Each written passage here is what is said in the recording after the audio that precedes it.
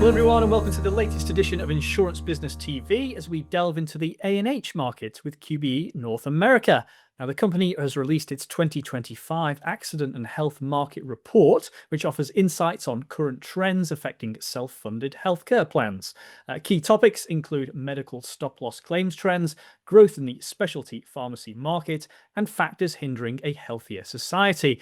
Well, to discuss its findings and more, we welcome Tara Krauss, President of Accident and Health at QBE North America. Tara, welcome to IBTV. Paul, thanks for having me today. So to kick things off, Tara, let's talk about medical stop-loss coverage. What makes it an important part of a self-funded employer's benefits strategy? Thanks, Paul. I think that's a really important question and one that sometimes gets overlooked in a self-funded plan. So self-insured plans really dominate the commercial market today. Over 65% of health plans are self-insured, and actually upwards of 85% of mid to large employer groups, that's 500 plus, self-insured. It's definitely the preferred option for employers seeking to control costs and have the ability to customize their plans. Stop loss is pretty common for a self-insured plan for a number of reasons, growing increasingly important with today's current claims trends. Nearly all small to mid-market self-insured plans will have stop loss, but is becoming even more prevalent with the large group market. We're seeing an increase in both frequency and severity of claims in recent years, making stop loss coverage really a wise choice to protect the plan assets. In fact, our claims trend study that we'll probably get into a little bit today revealed that our $1 million claims have doubled in the last 4 years' time. So it's really a great asset, a safety net for the self-insured plan. Well, you brought me nearly to it there. Let's talk a little bit about some of those key findings from this year's report. What should brokers and employers be paying attention to? Good question. I think it's important that they continue to explore cost-effective point solution options, plan enhancements to mitigate those current claims trends that we'll talk about today. The importance of increasing prevalence of disease is something that we've been focusing a ton on. The proliferation of these $1 million claims post the ACA, specialty pharmaceuticals, and the number of new approvals each year that drive those chronic disease and some of those rare conditions that are out in the market now. The employers really need to educate themselves, and that's where we can rely on our brokers to focus and educate the consumer. And of course, the report highlights rising claims costs tied to cancer, circulatory disease, and premature births as well. So, what's driving those trends, and what are the implications for benefit strategies and stop loss coverage? There's a number of things driving the trends, but I'd say for this question, I'd focus on cancer, circulatory, and some of those premature birth claims, and I can get into that a little bit. Cancer continues to be the kind of the elephant in the room year over year in the healthcare space.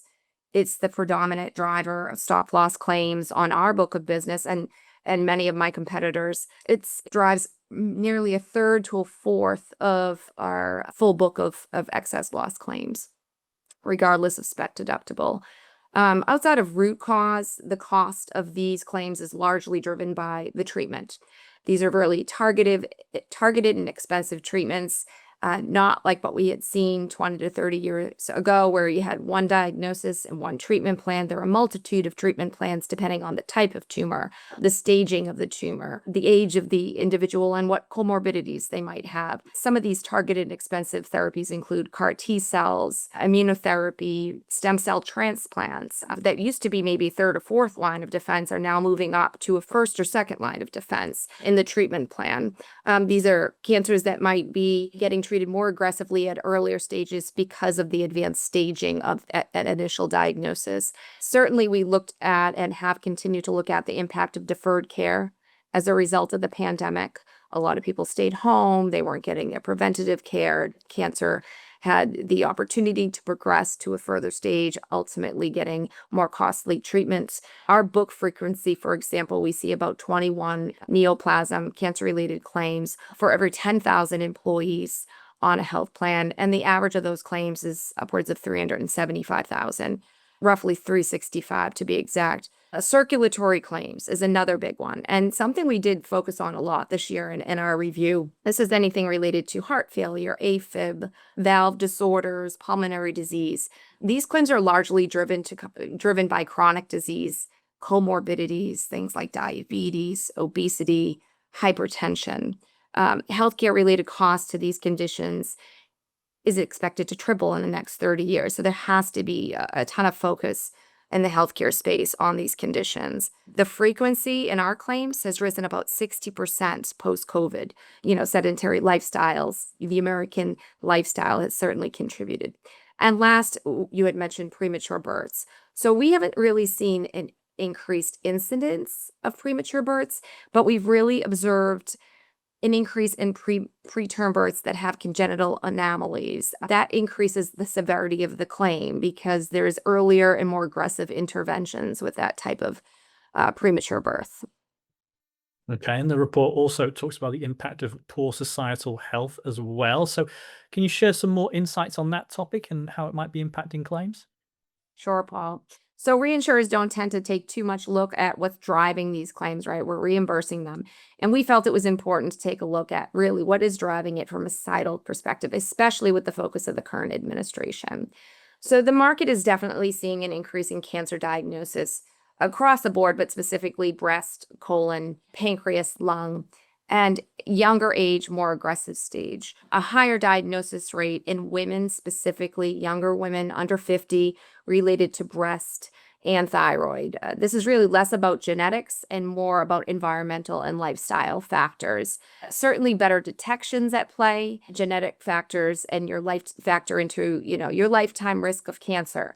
But the trends are really pointing at environmental and lifestyle as being the driving factors of what's causing these alarming trends. 90 to 95% of cancers are caused by what we consider like a modifiable factor. That includes everything from tobacco use, alcohol intake, living a sedentary lifestyle, diet and obesity, with over 50% of our diet in the US being processed and 85% of what's on the shelves having some questionable ingredients that could be contributing to chronic disease, inflammation in the body, our food supply, infectious agents, and certainly even the healthiest of crops being sprayed with pesticides that have some alarming chemicals that are getting attention currently in the U.S. One study I read suggests that the incidence of early onset cancer is expected to increase 50% globally in the coming years. So it is something that we as a society and those in the healthcare space should really be calling attention to and focusing on. QBE, of course, recently expanded its offerings to Taft-Hartley and multi-employer health plans. So what makes this market unique and how is QBE addressing the needs? Sure. Oh, we're really excited to be in this space and have this new offering. We've got a great team. The labor unions are really uniquely positioned to handle the management of claims. Due to both those relationships, they're a very relationship driven cohort and they have strong alignment with their key constituents, those that are leveraging the plan. 95% of members on a union plan have access to healthcare as opposed to 65% in the general commercial market. And those individuals are 7 times more likely to seek regular healthcare visits with their primary care. Obviously, seeking healthcare visits, you get the screening and the prevention, and likely to get earlier detection on anything you have going on or direction on what you might need to mitigate to prevent lifetime risks. Unions tend to also implement, from a plan control basis, better utilization management. They implement things like reference-based pricing and centers of excellence to manage their costs.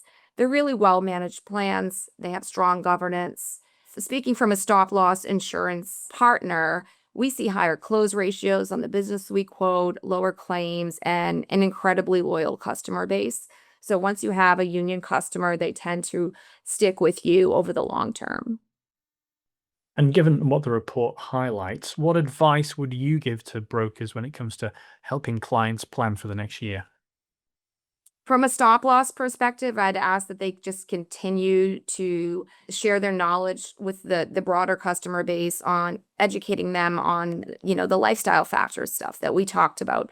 because we tend to kind of sit back. And I think that's something we all need to start leaning into and to really impact change.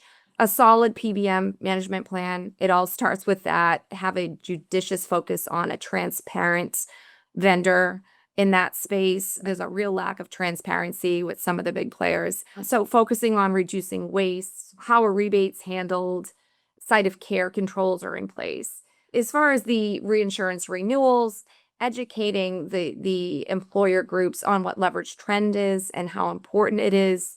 Even slight modifications, increases to the employers, what we call their specific deductible year over year, helps to mitigate their renewal increases. Partnering certainly with a financially sound carrier that shows up at time of claim. Really, it only takes one bad claim experience to lose a long-term client. So credibility, A-rated, responsive and service-led team, I think is critically important. Yeah, great advice. And obviously a lot to gauge from the report as well. If anyone wants to know more, Tara, where can they find it? Sure, they can go to the QBE website, QBE.com, and search for the A&H page, and we've got a copy of the report there. Excellent. And once you've finished there, well, make sure you come back to us too. We'll be waiting to see you next time right here on Insurance Business TV.